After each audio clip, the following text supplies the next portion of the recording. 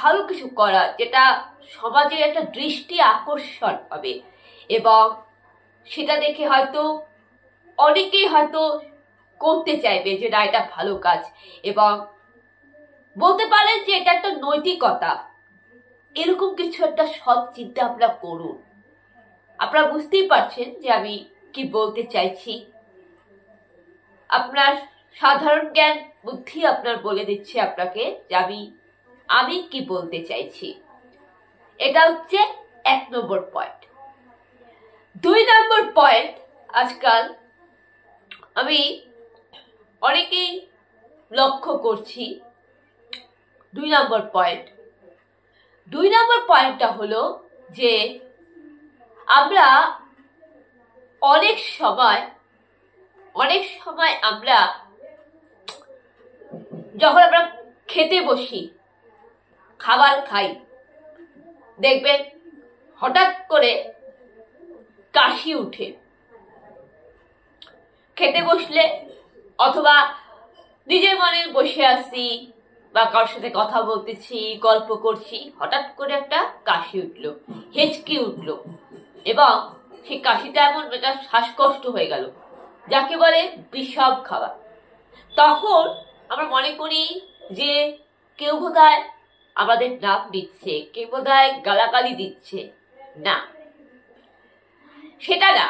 আসলে আমরা খাওয়ার সময় আমরা বেশি কথা বলতে থাকি আর খাইতে থাকি। এতে কি হয়, খাবারটা যেটা আমরা যখন মুখে নিই, সেই খাবার আমাদের খাদ্য নালী দিয়ে যাবে, খাদ্য নালী দিয়ে তবে পাকস্থলীতে গিয়ে হজম হবে। কিন্তু যখন আমরা কথা বলি না, তখন খাদ্য নালীটা গলার বন্ধ হয়ে যায়, শ্বাস নালীর মধ্যে আটকে যায়। যে শ্বাসনালী দিয়ে অক্সিজেন জল যাবে, সেই শ্বাসনালীর মধ্যে কি হয়, খাবারটা আটকে যায়। তখনই আমাদের হিচকি উঠে, কাশি উঠে, বিষম খাওয়া লাগে। আর এইটা যখন বেশি মাত্রায় হয়ে যায়, মানুষের কিন্তু ডেথ হয়ে যায়, মানুষের কিন্তু মৃত্যু হয়ে যায়। ওই সময় কোন রকম কুসংস্কার করবেন না। জোরে একটা পিঠের মধ্যে ধাক্কা দিবেন, পিঠ বাড়ি পাবেন, অথবা হাতে কিছু থাকলে পেটের দিকে বাড়ি মারবে এবং চেষ্টা করুন তাকে উল্টি করা, যে খাবারটাতে মুখ থেকে গলায় যেটা আটকে আছে সেটা বমি হয়ে যায় বা বের হয়ে যায়। এই চেষ্টা করবেন। আর না হলে আঙ্গুলের মিডিল ফিঙ্গার, মধ্যমা, প্রত্যেকটা আঙ্গুলগুলাকে এভাবে আপনি মুড়াবেন আর চিমটি কাটবেন এই প্রত্যেকটা আঙ্গুলগুলোকে, বিশেষ করে এই আঙ্গুলটাকে, মধ্যম আঙ্গুলটাকে। জল খাবেন, উষ্ণ জল খাবেন। আর কি করবেন, খাওয়ার সময় কথা বলবেনই না। পারলে মনে করবেন যে আপনি বোবা, কথা বলতে পারেন না, এটা মনে করে শান্ত পরিবেশে, নীরব পরিবেশে চুপচাপ খেয়ে নেবেন।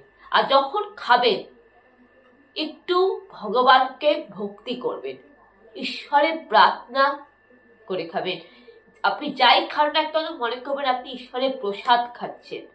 প্রণাম করে, প্রার্থনা করে যদি আপনি খাবেন, আপনার শরীরের কোনো অসুখ বিসুখ হবে না, এমনকি খাওয়ার সময় আপনার বিষম লাগবে না, আপনার হেঁচকি উঠবে না, আপনার কাশি উঠবে না এবং খেতে আপনার কোনো সমস্যা হবে না। আপনি ওইভাবে খাবেন।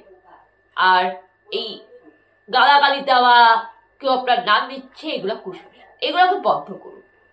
তার কারণ আপনি যদি এইসব করতে থাকেন, তাই ছোট ছোট বাচ্চারা আপনাদের সামনেই বড় হচ্ছে। ওরা কিন্তু, বাচ্চা শিশুরা কিন্তু মা বাবা শুধু পারিবারিক শিক্ষায় বড় হয় না, স্কুলের শিক্ষায় বড় হয় না, কোন ভালো বন্ধুর সাথে মিশতেছে, সৎসঙ্গ, সৎসঙ্গতি, এইগুলোর জন্যই শুধু বড় হয় না। হ্যাঁ, মা বাবার পারিবারিক শিক্ষাটাও যেমন দরকার, স্কুলের পড়াশোনাটাও যেমন দরকার, কার সাথে মেলামেশা করতেছে, বন্ধু বান্ধব কেমন, এটা যেমন দেখা দরকার, তার সাথে পারিপার্শ্বিক পরিবেশটাও কিন্তু ঠিক রাখা দরকার। কেননা এই যে সামাজিক অনুষ্ঠান হচ্ছে, বিয়ে বাড়ি, পূজা আর্চা, জন্মদিন, তারপরে এই যে মানুষটি আমরা খেতে বসছি, খাওয়ার সময় যে আমাদের হেঁচকি উঠতেছে হঠাৎ করে, এইগুলোর মধ্যে যে আমাদের কুসংস্কারটা যে কুপ্রথা কুসংস্কারটা চলেছে, এটা দেখেও কিন্তু শিশুরা বড় হচ্ছে, ওরা কিন্তু কুশিক্ষা পাচ্ছে। ওরা কি জানতেছে? ওরা ছোটবেলা থেকে জানতে পারলো যে খাওয়ার সময় যদি হ্যাচি উঠে মনে হয় কেউ আমাদের নাক দিচ্ছে। ওরা কি জানতেছে যে বিয়ে করে মেয়েদের শ্বশুরবাড়ি গেলে মা বাবার ঋণ শোধ করতে হয়, কনকাজল দিতে হয়। এই কুশিক্ষাটা পাচ্ছে, এটা বন্ধ করা উচিত।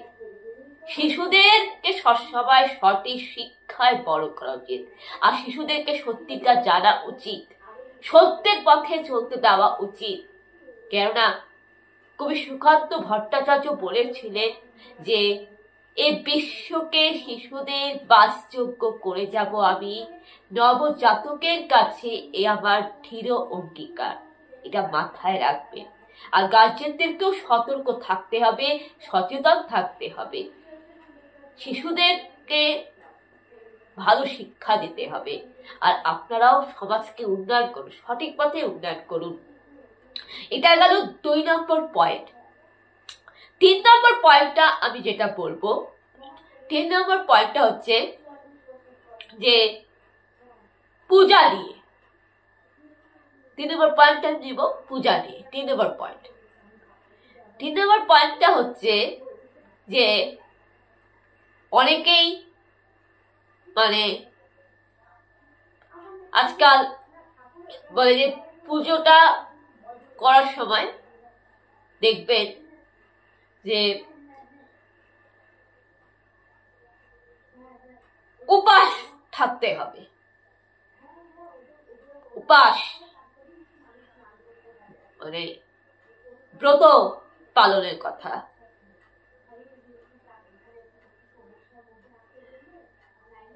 উপাস থাকতে গেলে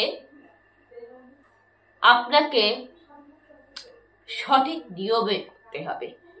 আপনি যদি বেনিয়মে উপাস করে পূজা দেন, আপনি যদি সঠিকভাবে পূজা দিতে না পারেন, তাহলে সেটার কোনো ফল তো হয় না, বিফলে যায়। কি করবেন? দেখবেন আমাদের বাইবেলে প্রভু যীশু খ্রিস্টের বাণী বলে, আপনি যখন উপাস করবেন মাথায় তেল দিবেন, মুখ ধুবেন, অর্থাৎ মুখে কোনো এঁঠো থাকবে না, ভালো করে দাঁত বেজে মুখ কুলকুচি করে আর স্নান করে শুদ্ধ বস্ত্র ধোয়া পরিষ্কার কাপড় চোপড় পরে স্নান করে আপনি উপাস করবেন। এবার উপাসটা কি? উপাসটা এই নয় যে আপনি শরীরকে কষ্ট দিবেন। উপাস এই নয় যে আপনি একেবারেই ক্ষুধার্ত থাকবেন, অভুক্ত থাকবেন, আপনার প্রেশারটা লো হয়ে গেল, আপনার গ্যাস অ্যাসিডিটি হয়ে গেল, আপনি মাথা ঘোরায় অজ্ঞান হয়ে পড়ে গেলেন, আপনাকে বাধ্য হয়ে ওআরএস খেতে হলো, জল খেতে হলো, এরকম উপাস নয়। অর্থাৎ খালি পেটে, খিদা পেটে, অভুক্ত পেটে উপাস নয়। উপবাসে আপনি জল অবশ্যই খেতে পারেন। কেননা আপনি যদি 1 ঘন্টা 24 ঘন্টা যদি আপনি জল না খেয়ে থাকেন না, আপনার শরীরে কিন্তু এফেক্ট হচ্ছে, আপনার মস্তিষ্ক খারাপ হচ্ছে, আপনার মস্তিষ্কটা খারাপ হবে, আপনার স্নায়ুতন্ত্রের খারাপ হবে, আপনার নার্ভের সমস্যা হবে, আপনার ব্রেনটা খারাপ হবে, ঘুমের সমস্যা হবে, মানসিক ডিপ্রেশনে ভুগবেন। এর জন্য আপনি আপনার শরীরকে কষ্ট দেবেন না, আপনার দেহকে কষ্ট দেবেন না। কেননা বাইবেলে গালাতীয় পুস্তকে